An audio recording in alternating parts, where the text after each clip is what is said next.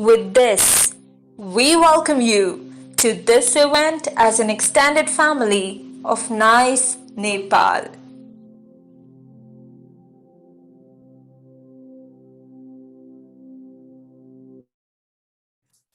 So, Dr. Sanjeev. Oh, it was nice video. By the way, we don't have time schedule for this video.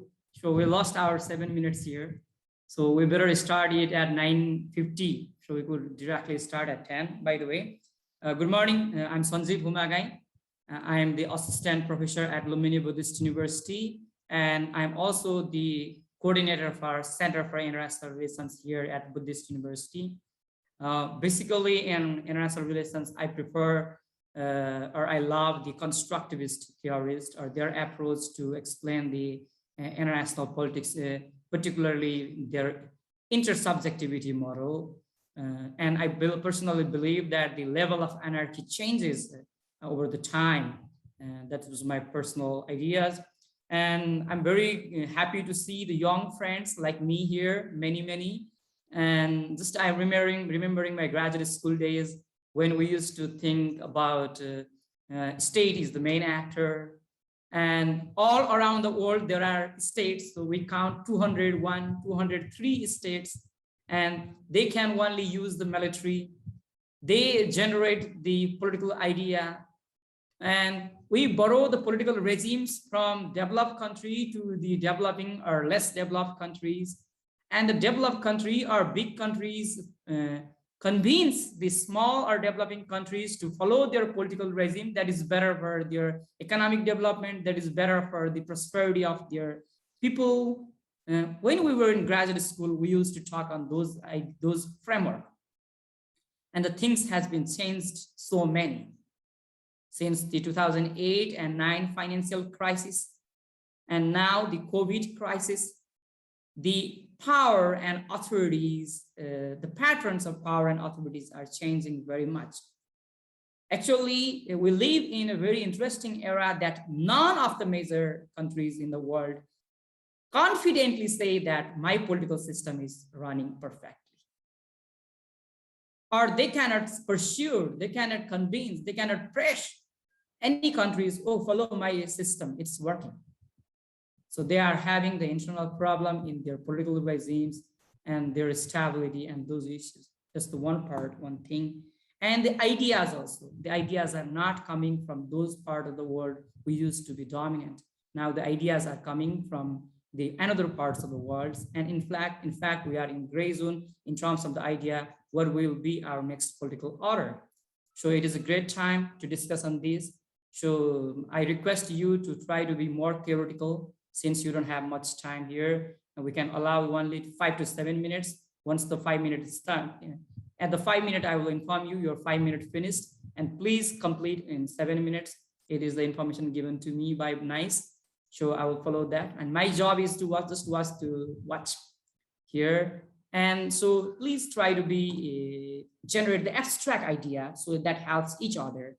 So we can share the email address, we can share the other contact information and collaboratively do the research. But if you go very deeply, then we cannot understand what was your abstract idea, what was your theoretical idea. So the main goal for us here to work jointly in the future and collaboratively identify what will be the next political order and what will be the location of our countries, your countries in that era, and what are the things we have to prepare as we all are young. So we are going to do this work for next 20 years and 30 years. So don't think that this is your final presentation. This is the first presentation. So relax, and without doing any delay, may I invite our first speaker, Dr. It's a very long name, so I'm sure I will make mispronunciation here. Just I will call Dr. Nofret Hernandez, because I like this name Hernandez. I'm the fan of Manchester United, and we used to have one player, Hernandez from Mexico, there wearing the jersey number 14. So it is my correct pronunciation. Please, you have 7 minutes. You have started at 10:12 Nepali time. So I will inform you as 10:17, and you have to end at 10:19. Please. Exactly. Thank you very much for organizing this Congress. So I will try to be short. Today, I want to talk about the way we talk about Palestine in the media. So the title of this presentation is Producing the Palestinian Narrative Through the Palestinian Journalistic Tradition. As we know, well, I think after my PhD research that there's a methodological bias because we are still believe that media can be studied and analyzed and criticized in just the Western standards. But we share, all the media studies share the common concepts, but still that doesn't help us to understand different traditions outside from the Western standard. So that I will try to share some light in this matter. And okay, we are all gatekeepers. This is one of the concepts of the communication theory. So in this way, we can understand that there are different journalistic traditions that began defending an ideal, and usually this ideal was a nationalistic idea. Like, for example, here in Mexico, it's El Despertador Americano, one of the first independent newspapers that was directed by Miguel Hidalgo y Costilla, one of the leaders of the independence insurgency. So we are all able to select what kind of information we want to consume and also to repeat to others. Mainstream media is the big keeper, okay, but nowadays it's more difficult to keep like the main narrative for this mainstream media, because we can also share some other information through social media, etc. And this mainstream media tends to reinforce stereotypes, as we know. This was called Orientalism. You may know Edward Said, and how it works in media. Well, usually it tends to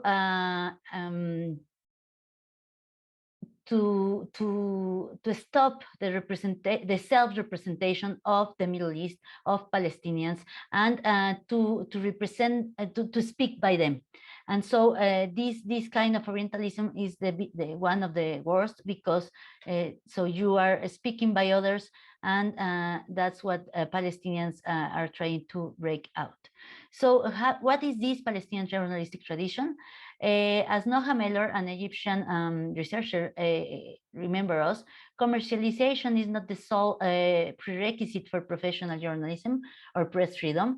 There's also you can have a press freedom and a professional journalism paid by the state.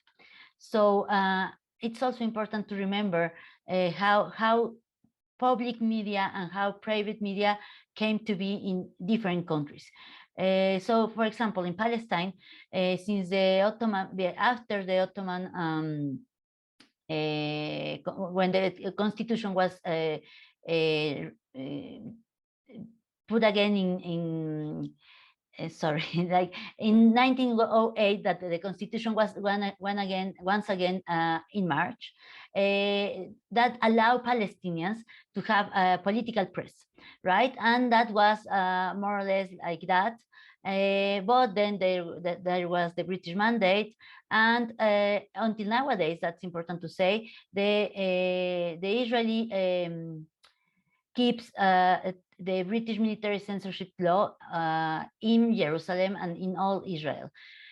Also, there was some Palestinian outlets before the '67 war, but Jordan and Egypt control Egypt, Gaza, and Jordan control West Bank, and so they were oppressive or repressive with this press. These are one of the newspapers from that period, from the Ottoman Empire up to '67 war. I know it's a big timeline. So the Jordanian newspapers and the universities were a common place for Palestinians to work and learn while they were living in diaspora, and that's why even in diaspora they began to work in Jordanian outlets, for example, maybe also in Lebanon, and they even create medias in the diaspora. One of the most so you have 2 minutes more. Dr. Okay, Nofret. okay. So I will go all this historical part, and I will try to go to the end. So I just want to stress that there's a Palestinian media in diaspora that was created, and that helped afterwards to create the media after the Intifadas and the Oslo Agreement, and to consolidate them. And my conclusions are that well, this is Ghassan Kanafani, one of the most important journalists in Palestine from the 60s, and was killed by the Mossad because of his narrative. He was not part of the army organizations like leaders. And so I will just skip all this for the conclusions. Wait. Just 1 minute to go to conclusions. This is the youngest journalist, Palestinian journalist, Hannah Yahyat. She began when she was 7. And so my conclusions are that it is time to look for Palestinian media as a legitimate spokesperson from the society and the reality.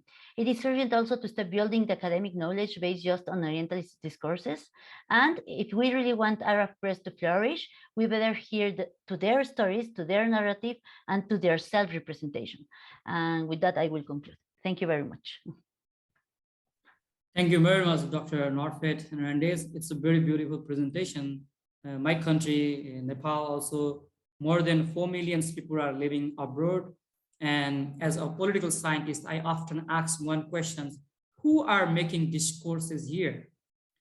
Or what is the relations between those 4 millions living in abroad and rest of the young people in my country? How do they communicate? What is the share of the media is shaping our contemporary discourse? So this is a very interesting questions for both political science and international relations. I wish you good luck for your further research, and I really love it. Now may I go with Dr. Aradhana Talwar.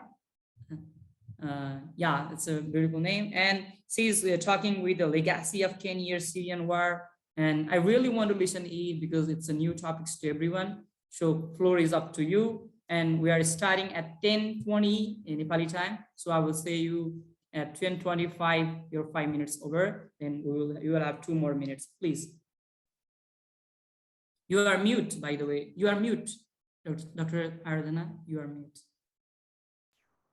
Can you hear me? Yeah. All right. Thank you so much, and good morning, everyone.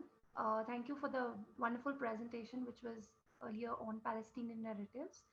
What I'm going to deal today is with something very, very important right now, and top point of concern among international community, which is 10 years of Syrian civil war. Some also call it as Syrian war, purely. And as we know that this is the 10th year, and more than half of the country is now devastated and refugee. The population has turned refugee, and portending to economic crisis. The World Food Program report says that 60% of the country is food insecure. So this is the kind of the seriousness of the situation, which has led me to discuss few points about what triggered Syrian war, and I would be covering the different angles like geopolitical, humanitarian aid, and role of external actors.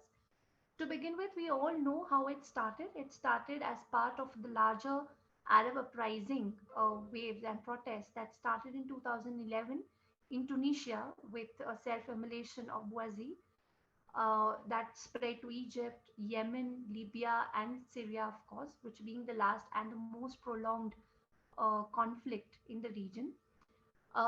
This protest started in Dara in March 2011 with a few um, school children writing against the regime, the graffiti on the walls, and they were arrested, which triggered a wave of protest spreading to Damascus, Homs, Aleppo, etc., different cities of the country. Now, what is important is at the beginning, the ordinary citizens who came out in support of the protest wanted a change in land reforms, economic reforms, which then turned into something called regime change or freedom or democracy. At somewhere, the words were used in the slogan. So that means it was a very localized protest. It was very localized in nature, and eventually, with continuation in violence by both the sides, by the protesters and the regime forces, it turned into something called a war, which is also today called as Syrian civil war or civil conflict, with casualties on both sides, security forces and the protesters. During this time, it was also when the seeds were sown for the role of external actors, which aggravated the war and changed the entire character of what was earlier a localized protest or war. Now, what is important and what I look at the war is through the prism of struggle of Syria concept. Now, if we see from a broad historical perspective, the civil war in Syria forms yet another chapter in the struggle for Syria that has plagued the country. And I'll take you back a little in history when the country gained independence in 1946, and before that was a um, political entity under French mandate in the decade of 1920s. Similarly, after independence, also after 46 till 1970, the country faced consistent instability with successive or series of military coups, again impacting the socio-economic framework of the country.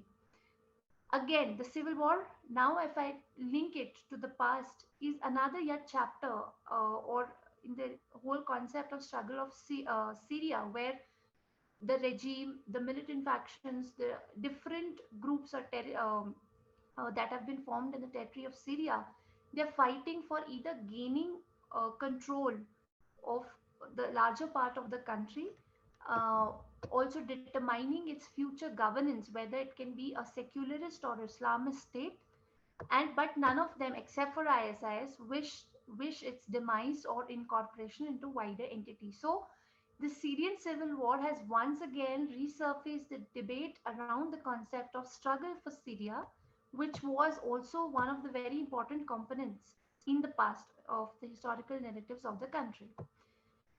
Talking now, moving on to the geopolitics of the war, which is a very second most important aspect. I look at it through the prism of concepts of vertical and horizontal contagion. That means I would like the panel also to understand that West Asia, there is little debate or dispute, has been one of the regions of the world most deeply penetrated by outside powers. Please So, summarize what within 2 has minutes, sparked okay? controversy is the impact this external interference has had on the region and the countries in it. So, for example, a very famous quote by Egyptian academic Samir Amin in 1970s that the political economy of West Asia has been a chokehold of dependence on the global Western dominated economic system. So, according to this line of thinking, the exploitative nature of the system kept countries in a chronic state of abject poverty, which has percolated to the surface in the form of civil war or also sometimes revolution.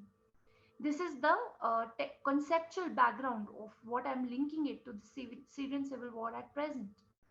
There's also another school of thought which believes that or has focused more on the regional effects of external interventions by global powers and the past, looking at civil war or civil conflict as a byproduct of state fragility engendered by the arbitrary drawing of the political map of the region after World War One.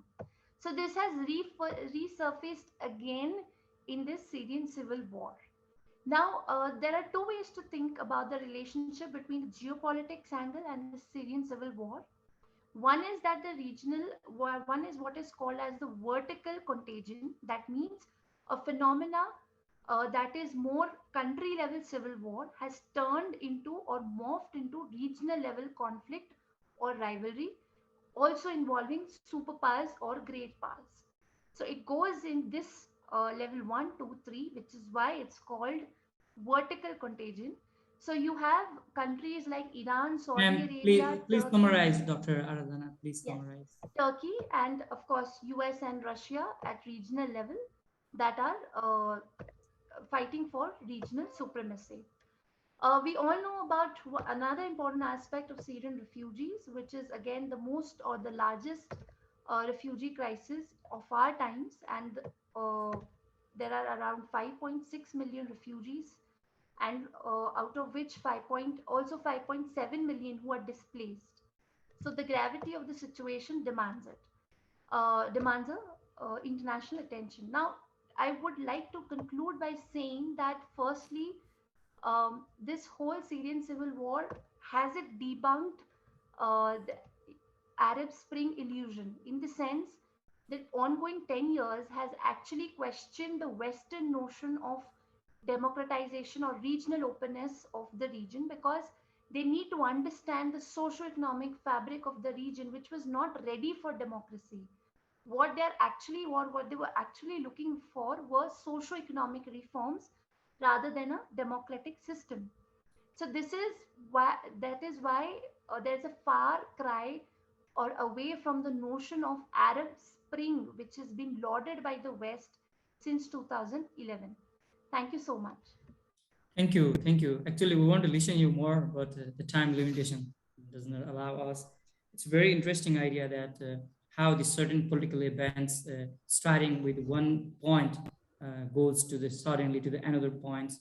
And even in domestic politics also, some political rights groups or some small groups come with a small agendas, some beautiful agendas, and later on they turn into the another agenda.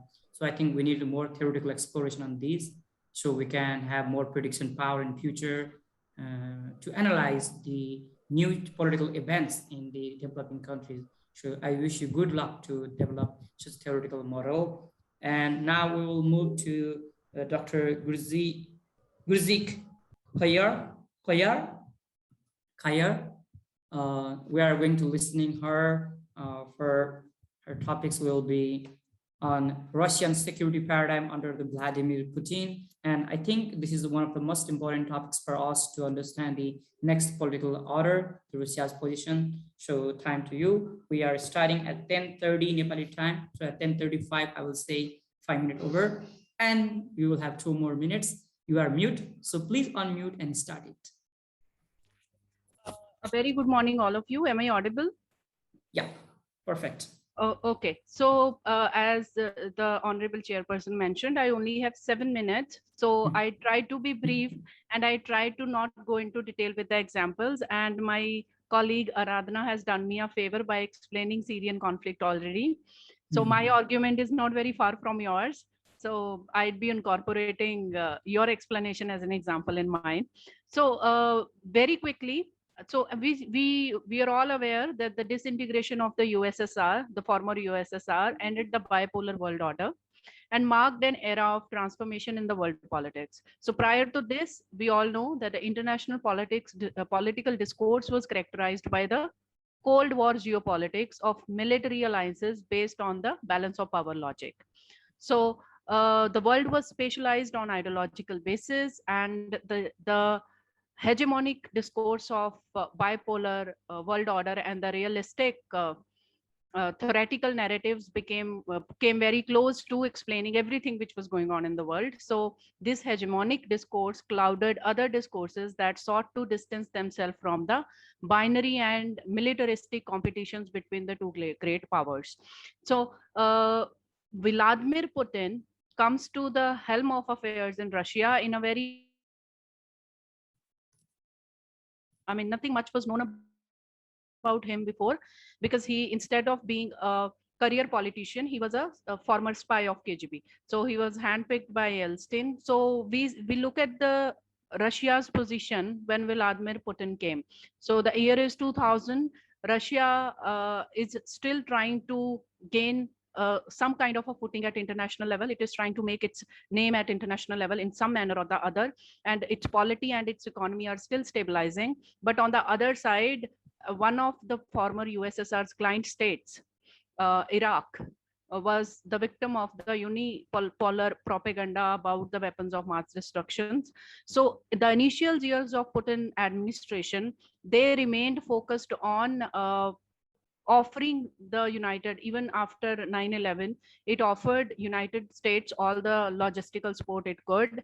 And but when the things came to Iraq, so it came up as a wake up call for the Putin administration, because the unilateral actions of the United States there, and it tried to Russia acted in form of a shuttle democracy, diplomacy, where it kept on going back and forth between Iraq and the US. But ultimately, we all know what transpired in Iraq.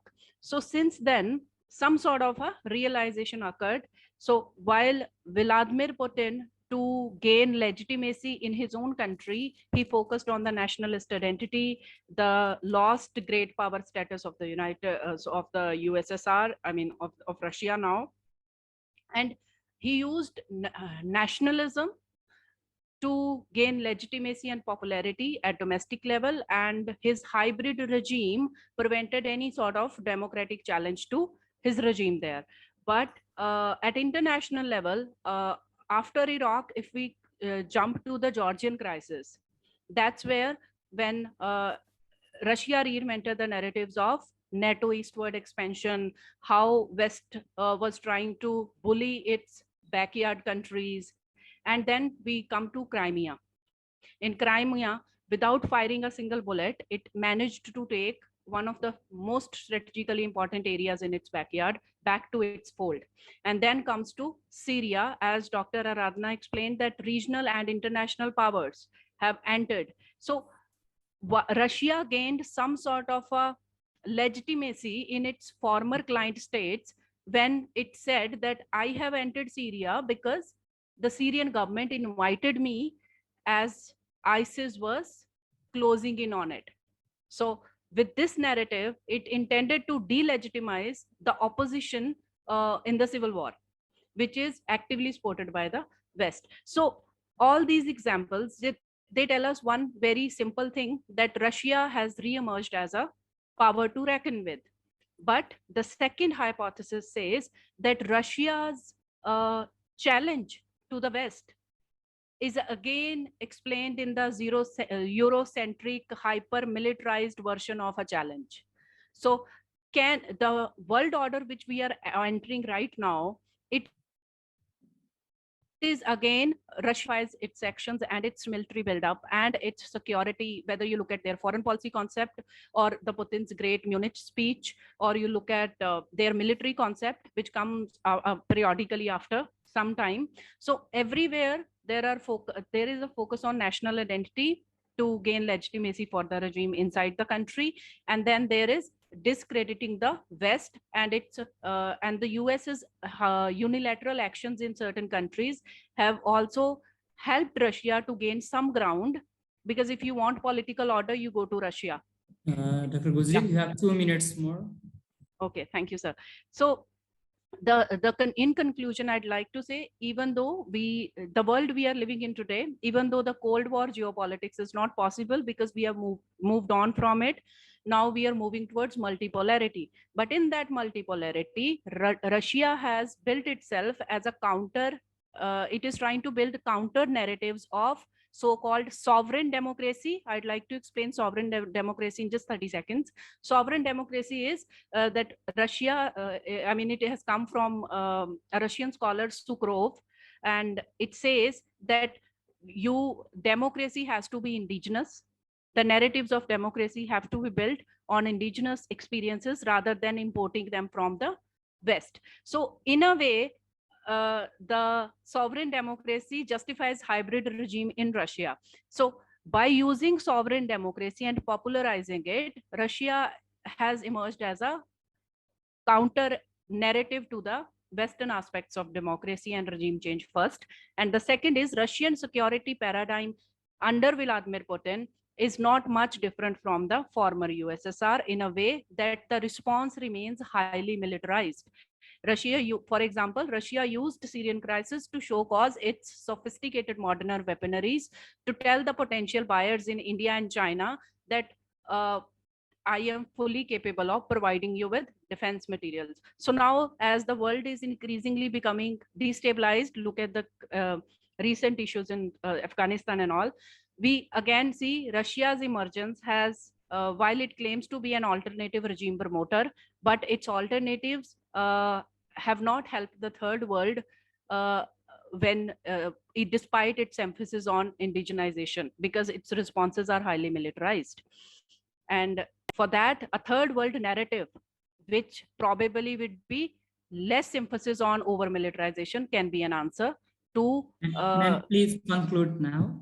yes, to a former superpower who is trying to reassert again. Thank you so much.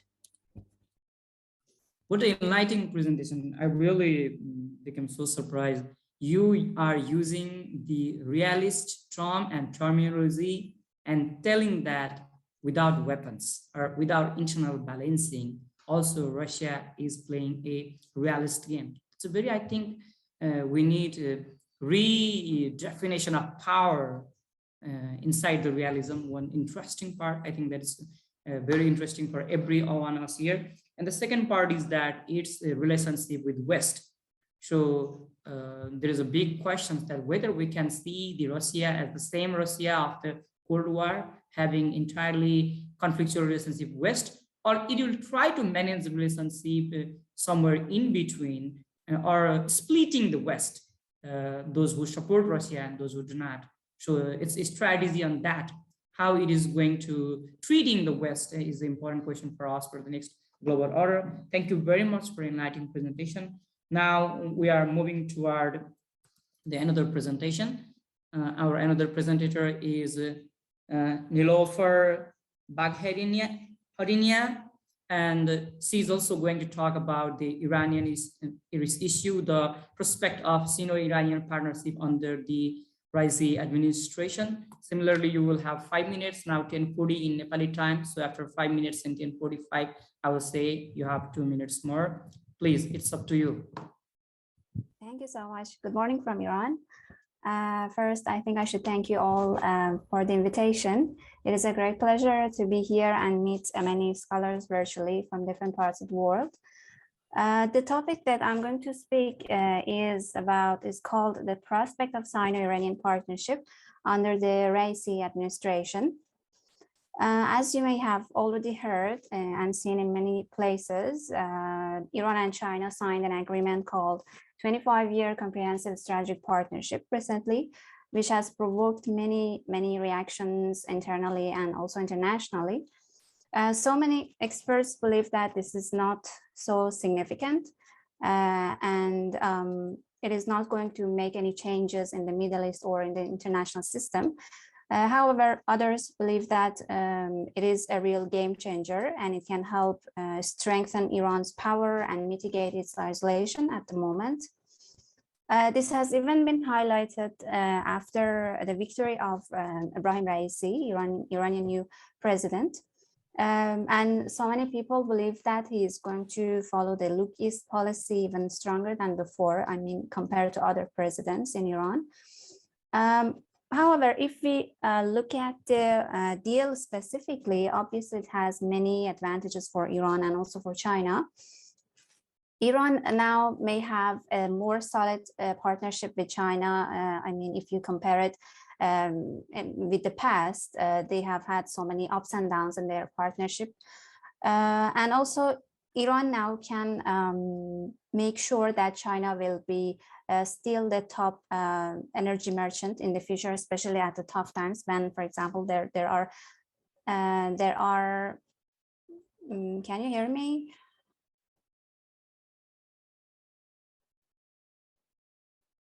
Yes, we do, please. Sorry. And especially at the tough times when there are, for example, sanctions imposed by the US. And also the deal can help Iran advance its influence in many areas. I mean, it can increase its volume of trade. As one of Iranian authorities recently said that China has a trade relationship with so many countries, more than 162. So this can help Iran link the Chabahar port to so many countries and also trades, I mean ports in the world. And also for China, on the other hand, it also has many advantages. I think the most important one would be the fact that China can have a more stable track in the Middle East, challenging the United States power and presence, which can also apply to India's power and its relationship with so many countries in the Middle East, and which can help China in the long run to increase its power in the Indian Ocean region and also reach its ultimate goals. But in my opinion, Iran and Pakistan are two important players in the eyes of China. But there are some differences. If you compare Iran's relationship with Pakistan's ties with China, there are some complications. Pakistan and China have the same, I think they have the same attitude and foreign policy towards India when it comes to India.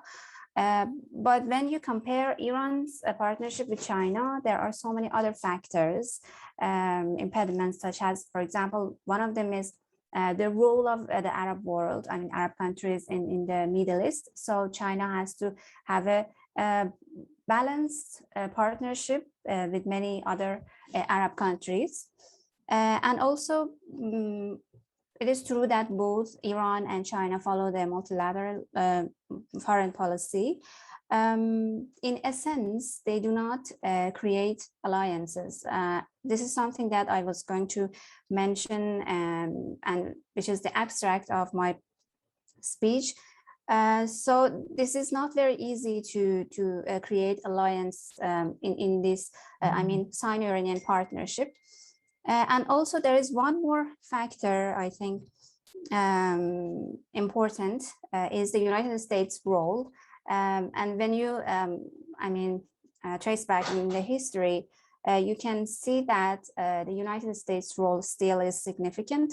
And in the past, China has chosen a lot the US instead of Iran. This is even more important, especially after, currently, with the victory of Ibrahim Raisi, whose main idea would be the alleviation of poverty and boosting economy, as well as supporting the Muslim world. I would like to end my speech here with this point that it is true that Iran and Pakistan are two important players in the eyes of China.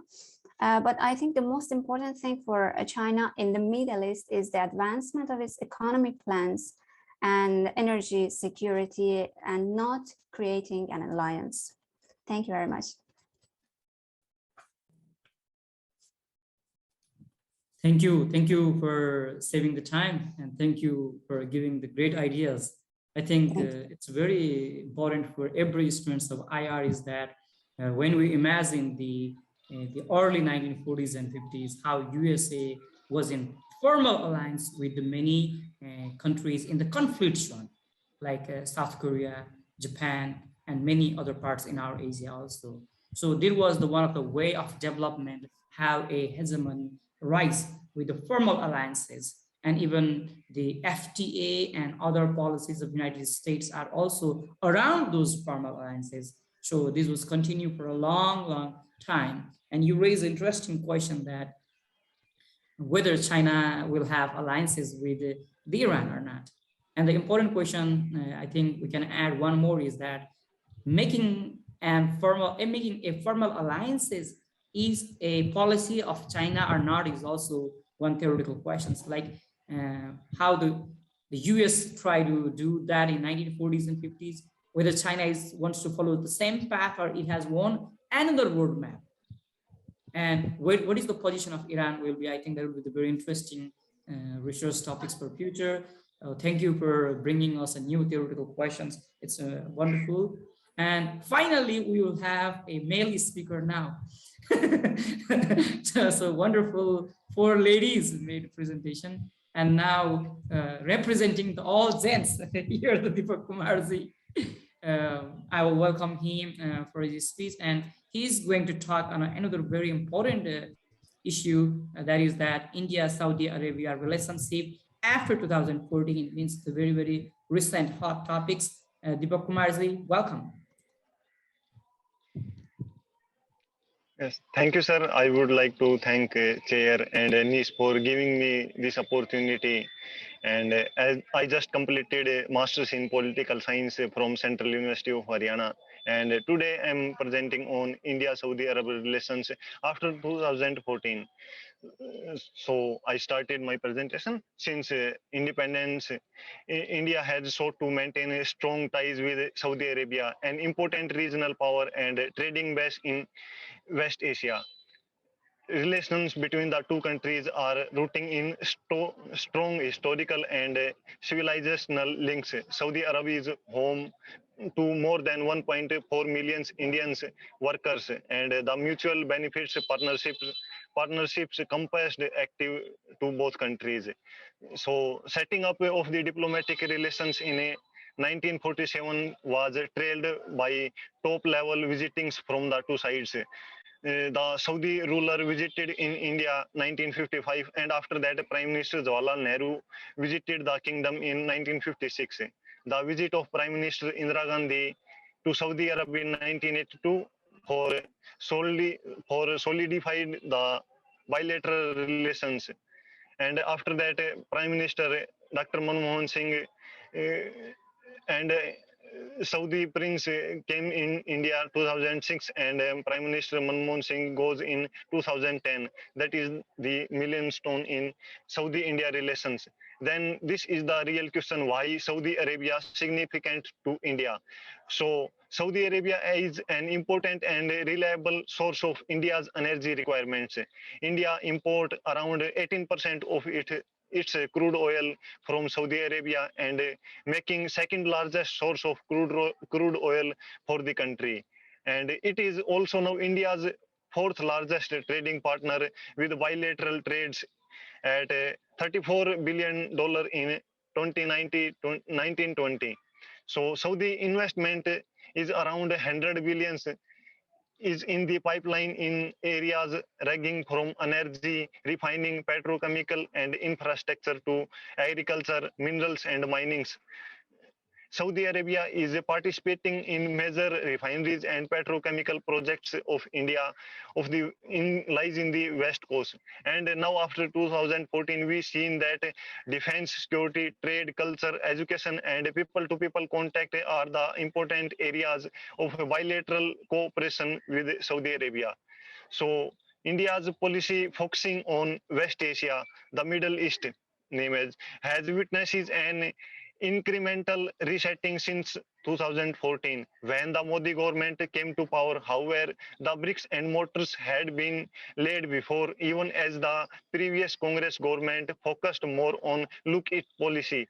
West Asia was viewed as a potential source of economic and cultural engagement. This understanding could be seen in the silence by New Delhi followed the 2011 Arab upswing. Since the Modi government came to power, there has been a greater focus on the regional powerhouses such as Saudi Arabia, UAE, Israel, and Iran. Modi's personal diplomatic outreach has repaid dividends with the countries in the region, sending out signals of camaraderie between 2018 and 19. Modi was honored with the High Civilian Award from West Asian countries such as UAE, Saudi Arabia, Palestine, and Bahrain. So, Prime Minister Narendra Modi visited Saudi Arabia in 2019 and speaking on the future development initiatives of both countries. And more broadly, he has visited 8 West Asian countries since 2014. During the visit, the Saudi Kingdom announced investment of 100 billions in India. The timing, you have 2 minutes more, okay? 2 minutes. The timing of okay, sir. The timing of visit and the announcement is particularly crucial as it took place against the backdrop of India's revocation of Article 370 in Jammu and Kashmir, which had left Pakistan appealing for diplomatic international sport. Ties with India are important for Saudi Arab also, which has been working on diversifying its largely oil-based economy to manufacturing, technology, and tourism. There had been strong support to bringing about several cultural as well as business reforms in the recent past in the country. These reforms, including restraining or foreign direct investment, promoting the Saudi tourism and the entertainment industry, including cutting water and power subsidies, and undertaking the anti-corruption campaign. In the last 2 years, we have seen that the security cooperation has become an important focal point in India and West Asia relations. The cooperation of the country, counterterrorism, cybersecurity, terror funding, money laundering, etc. And in the last, India and Saudi Arab organizing military exercise in the region. As we can see an example that India and Saudi Arabia conducted the first joint naval exercise in December 2019. Thank you, sir. That's all. Thank you very much. Thank you very much.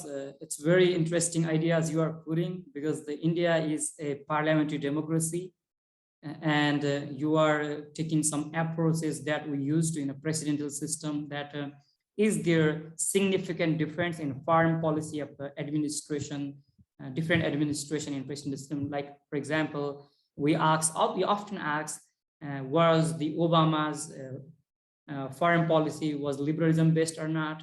Or what were the theoretical impact on the Obama's foreign policy? We talk these questions in American foreign policy, but you are trying to bring in similar approach to the Indian style. And if I am right, you are trying to explain the Saudi Arabia and India's relations based on the liberalism aspect. So how the liberal tradition has been implemented to countries' relations. Oh, I'm very happy as a young scholar, you are trying to get the relations of two important countries based on theory. I wish you good luck, and I'm sure you will be able to classify the whole administration from Manmohan Singh to Modi, and the particular case to the Saudi Arabia. So I wish you the very good luck. Now we're moving to our another presentation, and our another presenter is Dr. Sunita Meena. She is the assistant professor at the Kalindi College, University of Delhi, and she is having a very interesting question as the captaincy legacy status is talking, and is it a sea or a lake? It is her questions. I'm really excited to listen to her ideas. May I welcome you, Dr. Meena? Dr. Sanjeev, Dr. Sunita Meena is not over here, so I think. Yeah. Okay, then we will listen her in the next time. As our Deepak Kumar presented, and her topic shows that predicting the next political order has become very difficult. You have biological questions, you have migration issues, and these things. And so we missed her presentation. And now we'll move to the another interesting topics: China's aid effectiveness and role to the non-state actors. So it's very, very interesting thing. And our presenter for this topic is that Raunab Singh Khatri. Or you have something in your name in middle in Chinese. We cannot read that. So please, what you have written in middle in Chinese, then start your presentation. Welcome.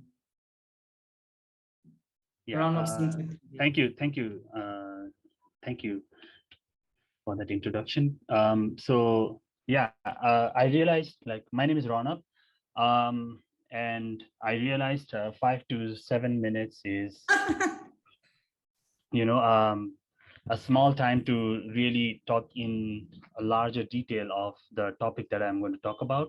Unlike, I believe, almost all the presenters, my focus is more on economics. So I will, whatever I'm talking about, it's mostly based on from an economic perspective of today's discussion.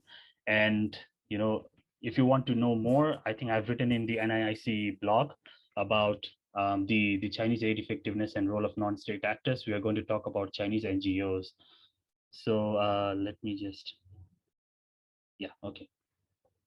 so very briefly, if you look at the trend of China's foreign assistance and the contribution of NGOs, We know for one reason that the Chinese aid model, the foreign aid model, is mostly catered to the hard infrastructure, right? So when you see the Chinese overseas development, their major focus is on hard infrastructures like roads, railways, hydropowers, transmission lines, you know, buildings like hospitals, universities, or similar sort of like hard infrastructure projects. This has been one of the major aspects of the China's foreign assistance throughout the larger part of the years. Even if you look at initiatives like the Belt and Road Initiative, it's mostly all about roads, railways, and other hard infrastructures, right? But first thing we need to know is there are 8 parameters of Chinese foreign aid. So hard infrastructure is one of them. I won't go through all of them, but you also have the humanitarian aid project. So let's say after the Nepal earthquake in 2015, after the Indian Ocean tsunami in 2004, apart from no, apart from the hard infrastructure projects, the Chinese foreign aid policy was also to deploy a large number of voluntary institutions, the humanitarian aid. Um, the humanitarian aid workers from China were sent to these parts of the world, right? And those institutions are primarily, in international terms, what we call as NGOs. If you look at Chinese description of NGOs, they are mostly called as social organizations, but across the world we call it as NGOs, right? So the number of NGOs in China have gradually, if you can see from the graph, it has risen rapidly over the years from 2012, since President Xi Jinping came to power, all the way to 2020 and 21, where it has become more or less stable, and maybe we see more influence of it due to COVID-19. And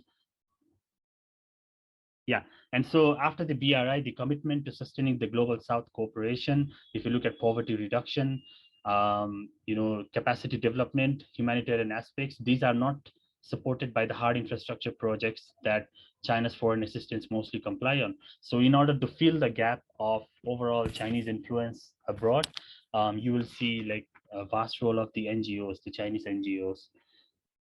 So briefly, I'll talk about the going out phenomenon, which is basically used a term coined around 1997, which is to describe the Chinese enterprises need to move out and need to invest in other countries.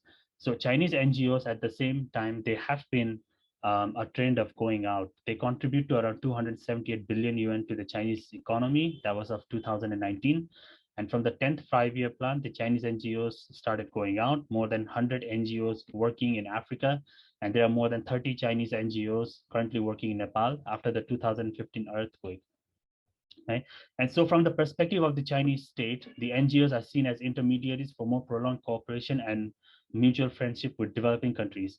So after the first Belt and Road Forum, of course, the more discourse was on like people-to-people connectivity, the number of projects signed between countries. In the case of Nepal, which is where I'm from, we had 35 projects under the Belt and Road, but the government trimmed it down to the 9 projects. So you have those aspects, but the Ministry of Civil Affairs of China, after the Belt and Road, they also prepared a guidelines for the NGOs to collaborate more with the Communist Party of China and to orient themselves more to the strategies of CCP. So, there are mostly 2 kinds of NGOs in China. One is the government NGOs, which are predominantly higher in number, and one is the NGOs which are under the government but also have some level of autonomy to get funds from the international donors or institutions. So the government NGOs, those are what we are going to talk about in a bit. They are the ones who are fully funded by the state or the state institutions.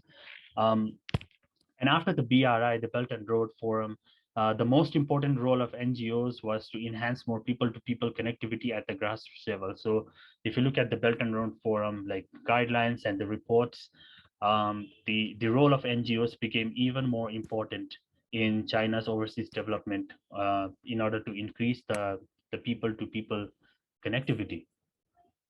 So very quickly, I'll talk about what are the challenges of Chinese NGOs when they are operating abroad.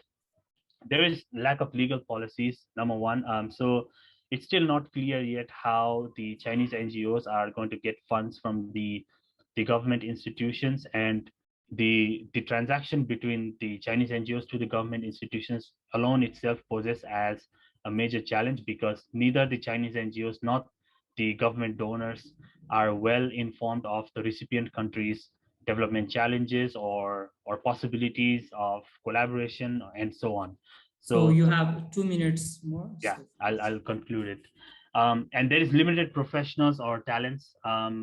So basically, the NGO concept going out is still new. You of course have Chinese NGOs which are operating inside of China, more focused on China, but going out, that's still a new challenge for them. So they have lack of professionals and talents. Funding, knowledge participation with recipient countries' grassroots institution. And most of the NGOs are seasonal in nature, so they are basically active during the disaster, and other times they remain stagnant. The emergency funds provided during the disaster are not met with long-term sustainability projects. So the funds they provide are basically for the disaster itself, and they don't ensure sustainability. And they work closer in partnership with the Chinese enterprises in their corporate social responsibility projects, making it difficult to establish rapport with recipient countries. So when Chinese NGOs are going out, they basically work with the Chinese enterprises in that country to organize some grassroots activities. So they don't work with the NGOs of recipient countries at the grassroots level. So those are the challenges. And in terms of prospect, as I've mentioned before, the Chinese state, the overall state, has moved from the strategy of coercion. So there was a huge scrutiny among the NGO enterprises before President Xi Jinping to sort of like tacit sanctioning, which is the state, the NGOs are more aligned with the party, the Communist Party, and they also provide certain level of autonomy to conduct the projects and create more opportunities for establishing people-to-people connectivity. And while the Chinese NGOs may not be able to undertake large-scale humanitarian efforts like the Western NGOs, they have potential of achieving development effectiveness. So development effectiveness is how effective is the outcome of aid. So Western NGOs, they mostly focus on aid effectiveness, which is how to effectively deliver aid. The Chinese NGOs, from my research, they are mostly inclined to how to make sure that the outcomes of the aid are more effective, which is whether they really target the recipient countries group of people or not. And the last is they have the ability to deliver resources to the local groups, being one of the 8 aspects of overall foreign aid of China, and can result in efficiency. So Chinese NGOs are one of the 8 parameters of the overall aid of China's foreign aid. So they are aligned with the state's overall policy, which means there is little discrepancy between what the Chinese NGO think about when it comes to doing funding activities and what the like the big institutions like the CIDCA do about. So there's very little discrepancy, which means they have more ability to deliver resources at a very quick time than the Western NGO. So these are some of the prospects. I'll conclude my presentation here. Thank you.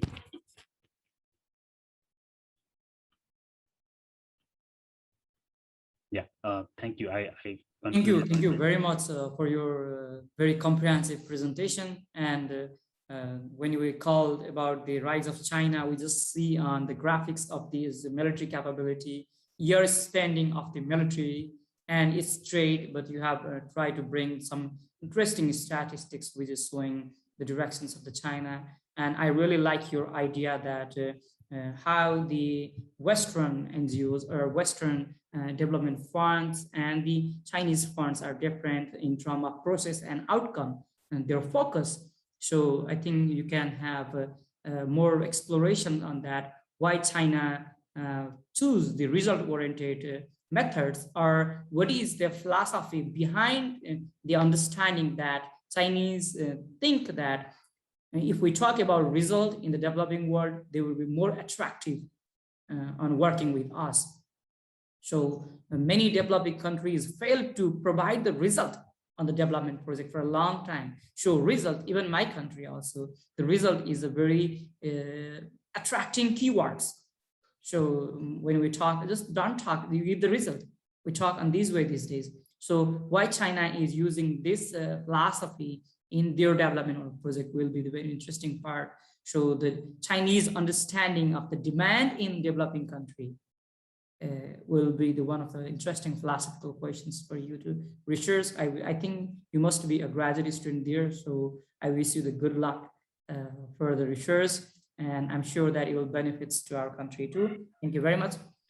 Dear participants, we are almost at the end of our presentations. We have only one presentation more, and after the presentation, the floor will open to you. So be prepared with your questions, but please do not exceed 1 minute to ask the question. So be sharp. Yeah, in social science, we need background to ask question. But since we all are academic here, we don't need background. We understand the background each other. So let's go sharply to the question. And finally, as a speaker of today's session, may I invite one of the speaker of today. It says Ritika Sarkar and Research Associate at the United Service Institutions of India. And she is going to talk on the 100 years of Communist Party of China and Xi Jinping regional military ambition in the new era. I'm not sure whether she can explain this all within 7 minutes or not, but your time starts, and it's Nepali time 11:08 here, and in the 11:13 I will inform you your 5 minutes spent, and I will request you to complete by 11:15. Thank you. Welcome. Thank you, Chair. And am I audible?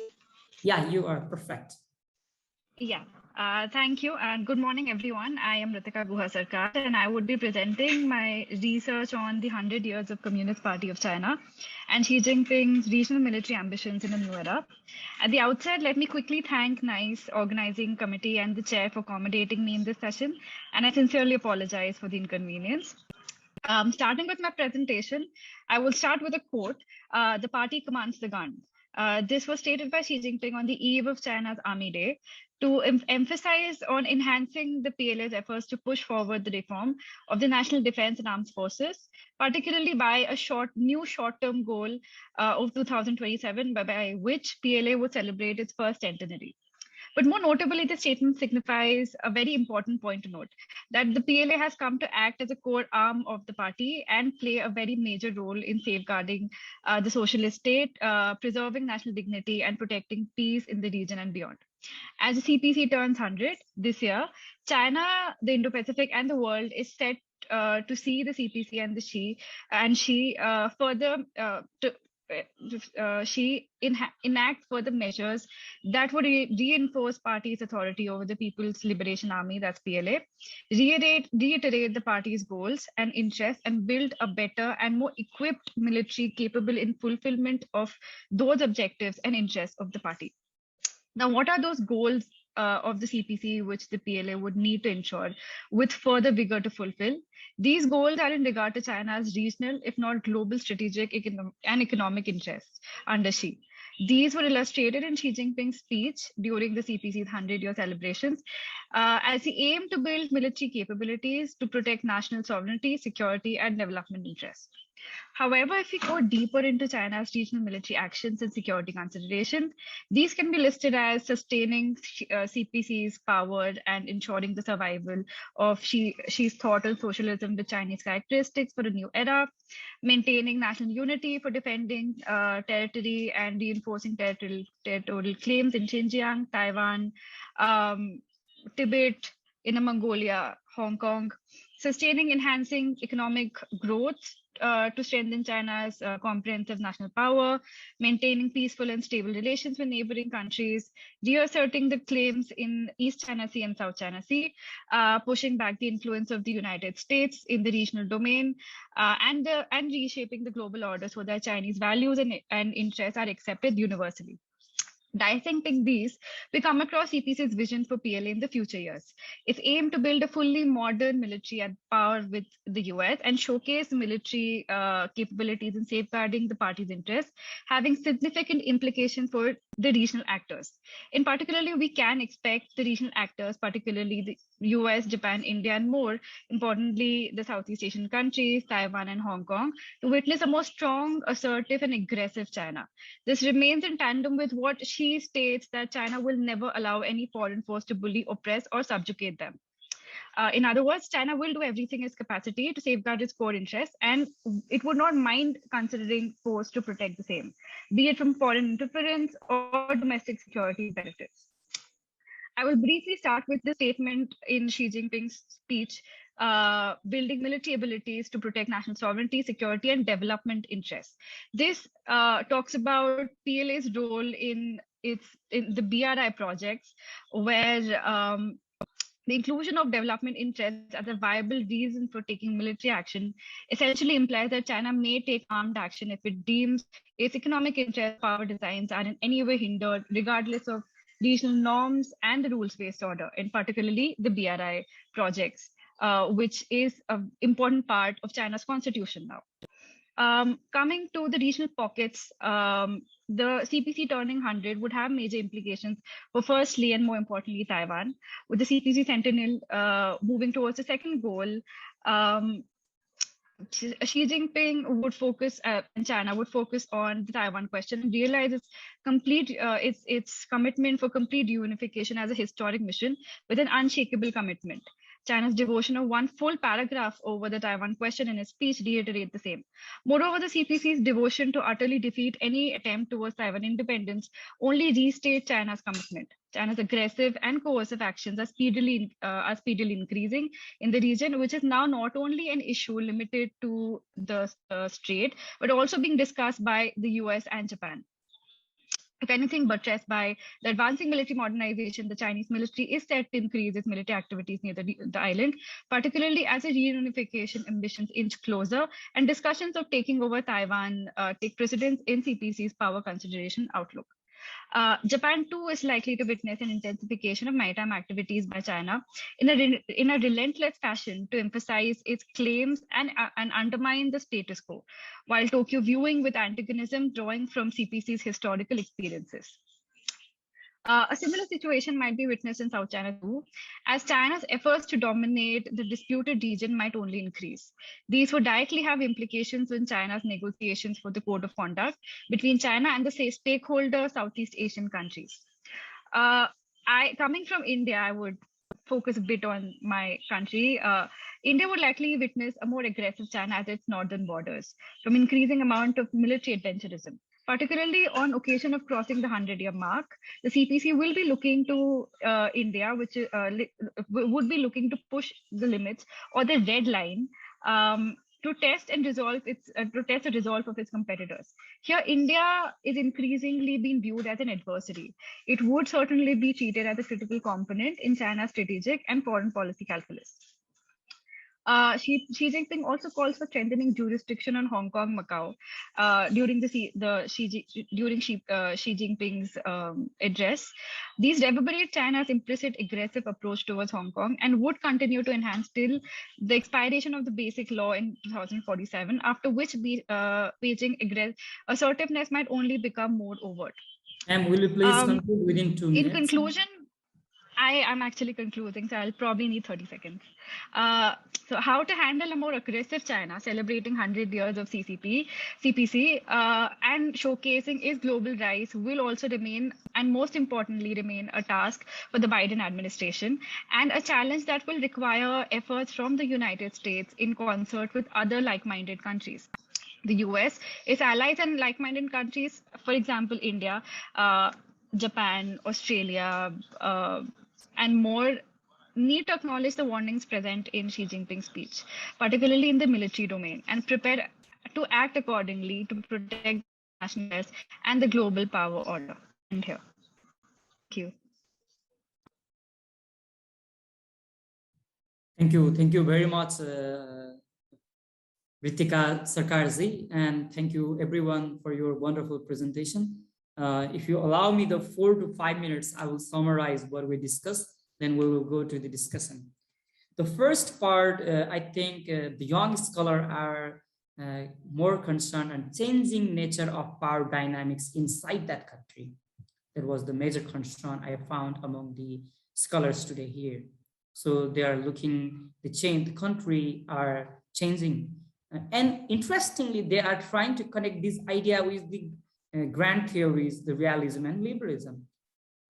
Basically, the realists, they look on a structure which is anarchic, and that determines the behavior of state based on their military capabilities. But our friends here today are trying to connect some other factors here to the realism. So I think we are in a new era to develop or refine the realist theory. That's a very beautiful parts we can summarize today's discussion. As our friend did in case of Russian case, she's trying to look on a non-military power, which is based on the Russia's realist perspective. Though we need more exercise on that, but it's beautiful that we all are trying to reinterpret or refine the existing grand theories. That's a very beautiful part one.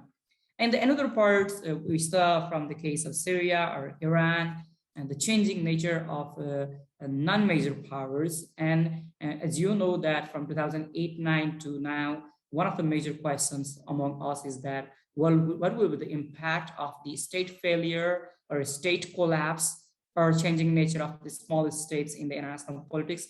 The answer is not clear yet, because the answer would have been much clear if the developed countries were more clear on their political regime, more clear on their stability. But they are also suffering. United States, UK, and many European countries, the existing democratic regime is not functioning as a democracy in the past.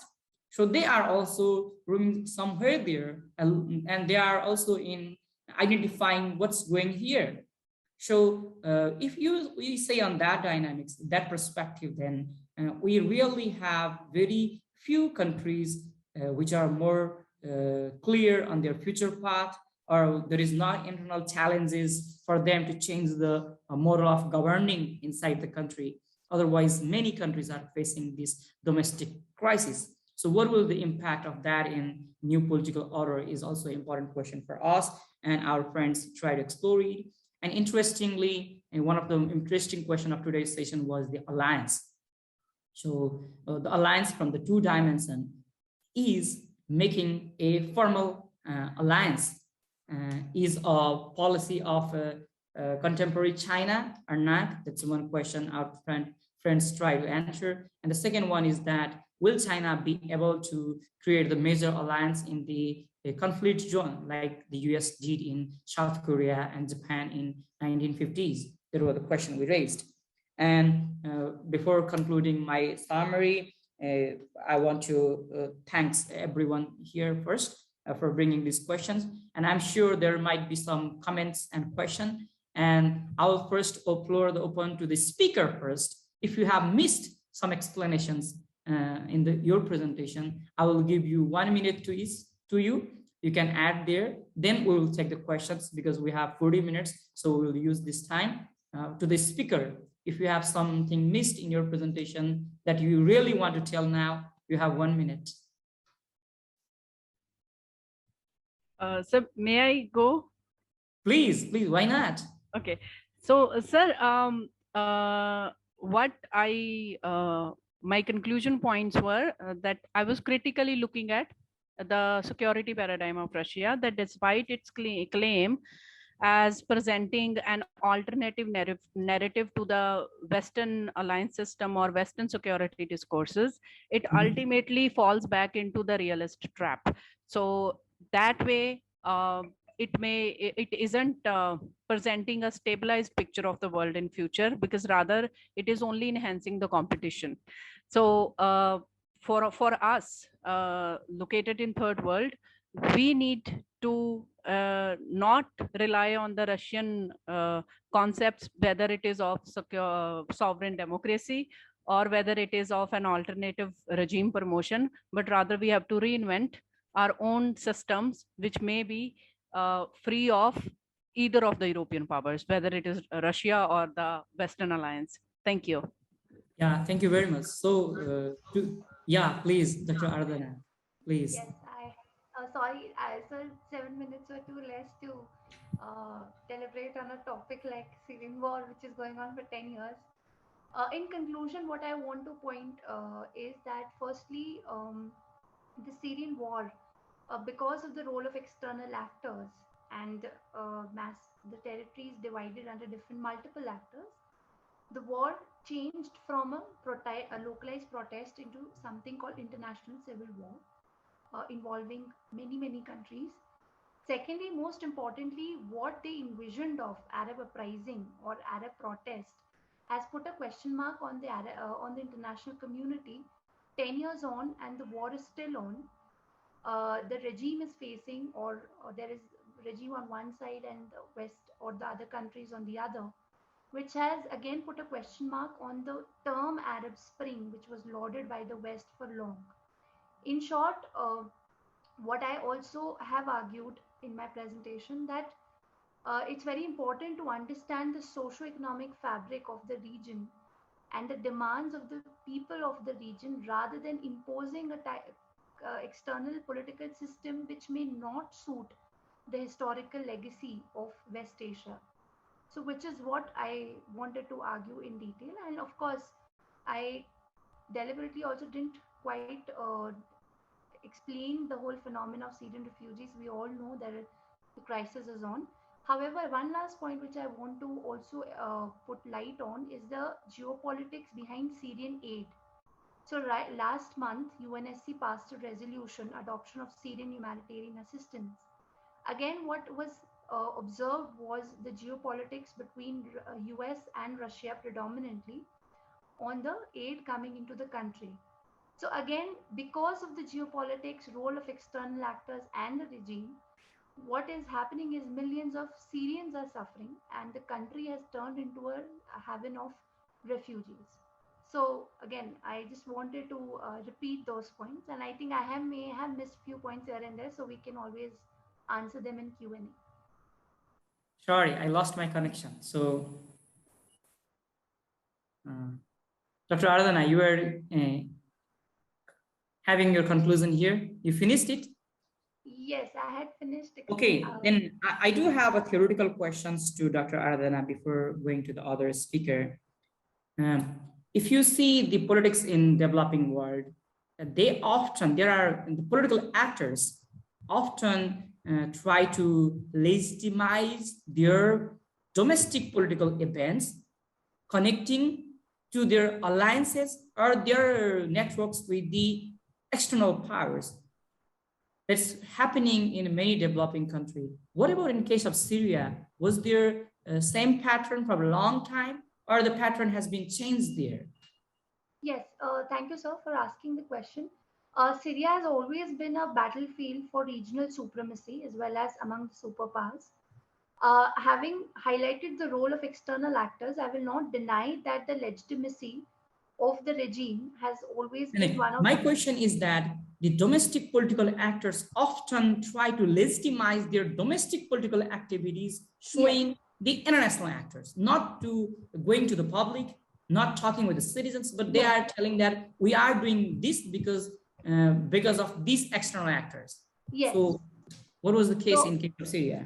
Yes, so in Syria, again, there are two schools of thought. As I said, I mentioned already, one, it looked like it was imposed, but on the other hand, definitely to a certain extent, that has always been the case in Syria, even before the civil war, where the domestic regime has always kind of justified their activities or actions on the pretext of or blaming on the international scenario or global community. So, for example, the hardliners or the atrocities committed, or also the basic freedom denied to people, because Arab uprising didn't come, it was not a fortnight phenomena.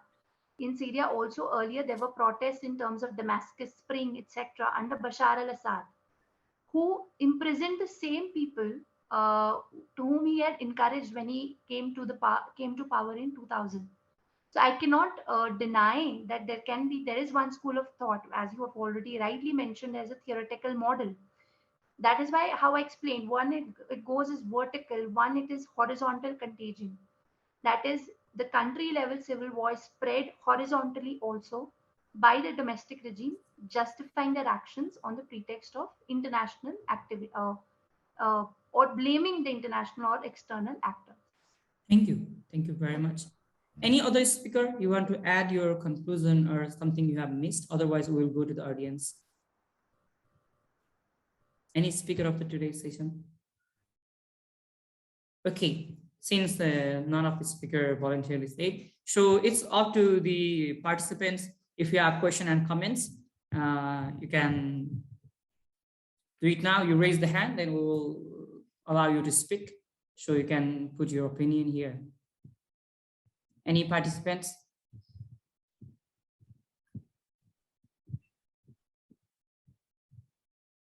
Okay, I will let you. My question to the Dr. Okay, Rizita Kumar, actually I have one more question. So after my question, can you please put your ideas? My question is that is Russia is looking Europe as a unified actor, or it's try to it is category, it is like classifying the Europe, the Western in a different categories like closest enemy and these types. What is the strategy of putting Iran on looking the West, particularly in the conflict in Middle East and West Asia? Okay, so the question is to me, right? I'm Yes, sorry, yes, your yes, voice is a little breaking because of my internet, I think. Okay, so sir, before I answer this, I'd just like to add a little comment to what Dr. Aradhana said in the case of Syria, sir.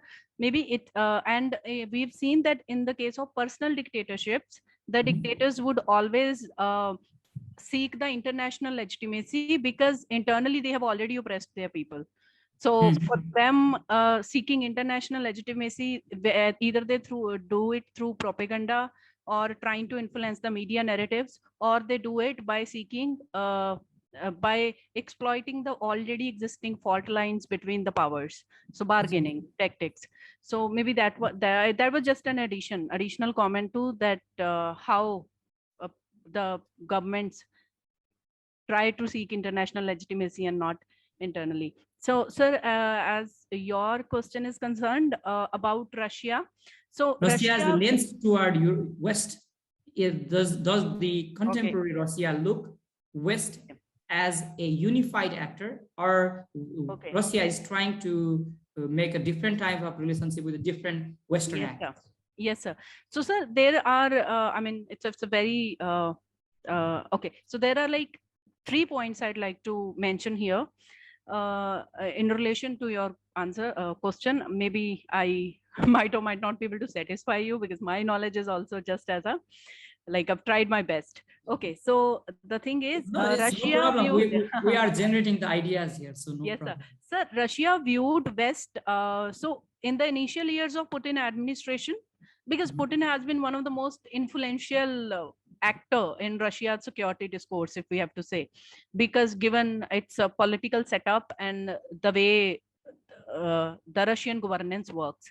So in the initial phase, he tried to offer or he tried to kind of reclaim Russia's status as one of the countries which matters at international level. And that was his aim, was to gain Western legitimacy for Russia.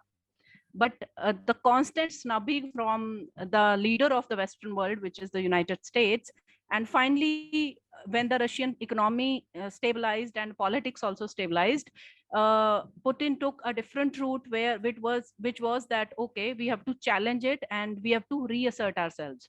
So when this reassertion is happening, at the same time, what we, my third point is, we are in the middle of where there are cracks which are appearing in the Western alliance, and they may be temporary or maybe permanent. That only the future will tell. But there is an obvious dependence upon Russian natural sources, or the countries who have natural sources, and Russia, they are the Russian influence. So due to that, Germany and France to some extent. So these are the most dominant countries in the European Union. Especially when I'm looking at the Brexit. So these countries are the ones, they look at their energy dependency upon Russia. So in a way, for Russia, it is trying to utilize, especially the instability during the Trump regime, it is trying to utilize those cracks in a way to gain legitimacy from some of the Western powers which are there, which will at least support some of its pragmatic goals. But on the other side, it is trying to present alternative narratives to all the countries which are emerging at international level. So while in the narrative respect, it is trying to challenge the Western narrative, whether it is in the form of, whether it is in the democratic discourses or the security discourses, and it is trying to emerge as an alternative regime promoter. But on the other side, it viewed West as a homogenized force up until the mid 2000s. After that, as soon as we see that the economic crisis hit and there were some fissures which appeared, whether it was within EU or between US and the European Union, now Russia is has diversified its foreign policy, where it has tried to utilize upon those cracks. Thank you, sir. Thank you very much. We have one question in our chat box to the speaker, Niloufar. Are you ready to answer? I will read the question. Niloufar? Yes, I'm here. So, Niloufar. No, it's not for you. It's for the Niloufar. Niloufar. Yeah. The question is, how will the possible nuclear deal between the Western powers and Iran affect the Sino-Iranian economic partnership, as the sensation put on by the West, US in particular, gets lifted? It's a one question here. You can see in chat box also. The question is in chat box. And I have also one question to you. Can we compare the China's Belt and Road Initiative project as United States development projects in 1940s provided support to the many alliances through the project? And the philosophy of 1950s to the United States was it was by the American philosopher that if a country became developed, then more possibility to be the democratic, that we call modernization theory. So that's why the United States of America support economically to the many alliances, so believing that they will be democratic soon and they will win the Cold War. Comparing to the same phenomena, what is the philosophy of China to support these countries through the several development projects? So if I summarize my question, there are two. The first one is that, can we compare Belt and Road Initiative as an alliance project of United States in 1950s with that or not, focusing on the Iranian issues? The second one is that, what is the political philosophy of China in making alliance or doing Belt and Road initiatives to the countries, or how we categorize the priorities? If you have some answers we can give, otherwise we can discuss these questions with other speakers also. I think after you, Mritika Sarkar can also answer the same questions. Yeah. Thank you so much for the interesting questions. I think we had one more question before this. I saw here in the chat box. I think this is important to answer that question first. Then I can answer other questions if I have enough information about this. Yeah, you have one question here in chat box. Yes. Yeah. Thank you. I think the most important thing for Iran is at the moment is to alleviate poverty and boost the economy. And I think mainly this is because of the structural pressure nowadays that Iran has tilted toward China. So I think, and as many Iranian authorities has recently said that they welcome other countries' investment, for example, in the Chabahar port. So this is not just about, I wanted to mention this, that this is not so specific considering Iran and China's partnership. And its impact on South Asian countries, I think this is particularly significant when we consider India and Iran's relationship. I think this is very challenging for India. I don't want to say that China and Iran may create alliance in the long run, but they can cooperate in a higher level compared to Iran's relationship with India. So this can be threatening for India in the future. I mean, we can witness many, countries cooperating with each other. I mean, which can put India, it can make it isolated. So this can be very challenging for this country.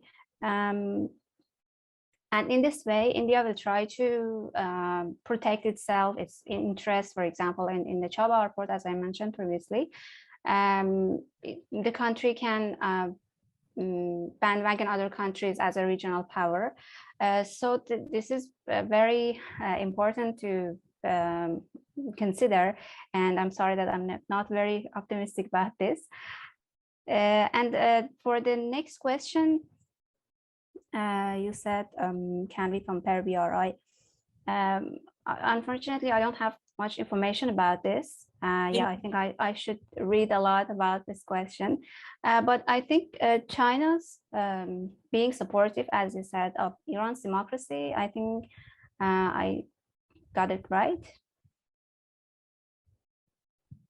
Yeah, we can listen. Yes, I don't think China is trying to do that in Iran. And also, I'm not very sure that Iranian people will, will agree with this. At the moment, people are not very satisfied with this deal. We have seen many oppositions here considering the deal. So I don't think people will, consider the support of China as, supporting Iran for democracy. Yeah, I think this is this is not very fine. Thank you, Ritika. I think you can add some things. Yeah, I think the comparison, I guess you were talking about the Marshall Plan, which was a plan by US. So the comparison between Marshall Plan and the BRI has been something which has been talked about. So when we talk about, let's say, the US trying to boost exports during that time and China doing it now, or exporting the currency, what we're seeing China kind of doing it with yuan, or countering a rival which China had, it was trying to counter with US had, which was trying to counter Soviet Union, and China is targeting the US right now, or just fostering strategic divisions. US was kind of US was trying to foster strategic divisions, and I'm not very sure with BRI how united or the solidarity which remains in Asia Pacific after the BRI. But one difference I think which is pretty important, is that the Marshall Plan was ideological. When we look at the Marshall Plan vis-a-vis the Soviet Union, it was ideological. It was it was communism versus it was ideological. Whereas when we look at China, it is not. So that's I think the major difference where I think cannot really compare. That the US had an aim. So what is the philosophical background of BRI then? I think China at the end of the day wants to just export its own economy and just increase its own economy. That's wherever you talk, what China really wants is that, see, when we are looking at China's foreign policy, you need to understand that everything is underpinning its domestic benefits. So it's looking at its domestic benefits. How can the country really, it is already the second largest economy. It's targeting how can it become the first largest economy. That is its target.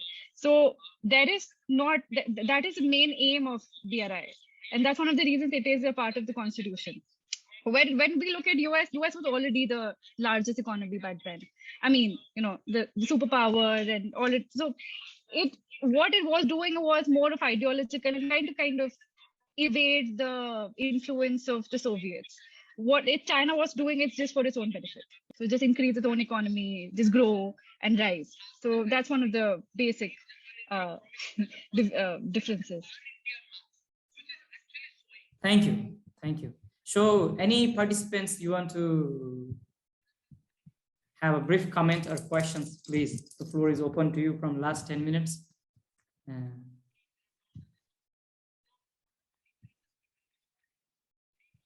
I think our presentation were so perfect, so there are not any questions to our participants.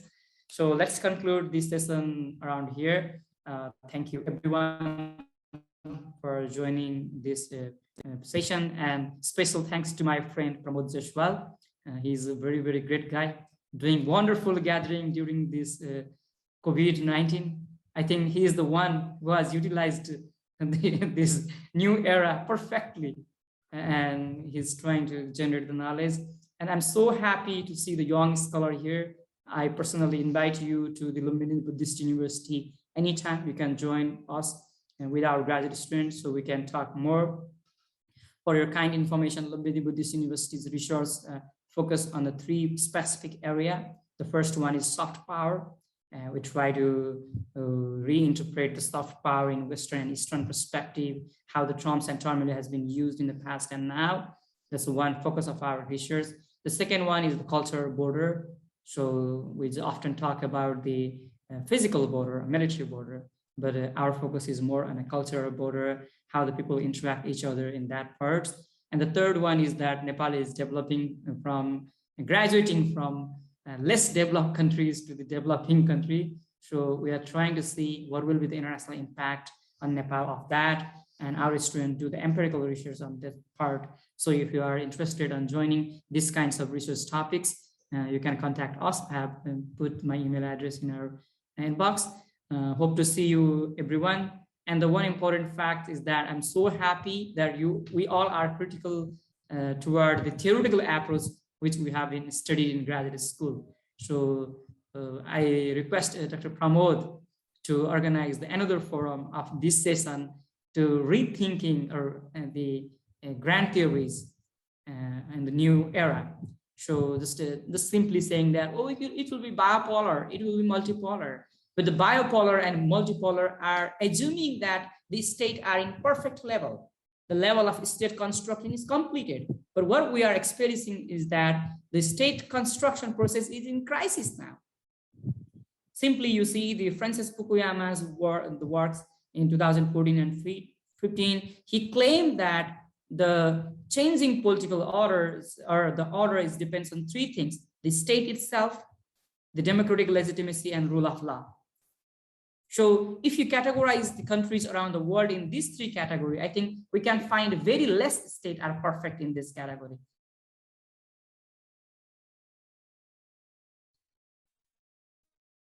Means there are order problem in there. So talking about unipolar, bipolar, multipolar is meaningless now here. So if you went to market and you brought onion and garlic, which are not functioning well, and you think that cooking a right meal is not good, is impossible. So it's time to rethink the state structure first, the changing their nature, and the competition or cooperation among them. So I think we are in a very complicated era, and it's a time that we cannot apply the theory directly to our research anymore. So we need a new framework to analyze what's going on around us. And our order also is already in gray zone. And I think it is not going to get a one way out quickly. For example, the simple question, whether China will be a normal member of this global liberal order, or it will try to change this order, is a big question for us.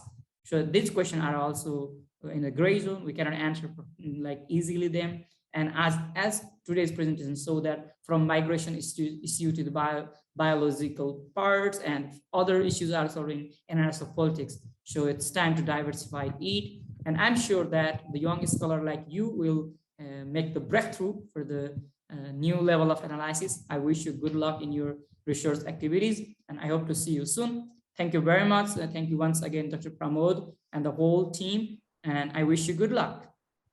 Thank you. And namaste. Yeah.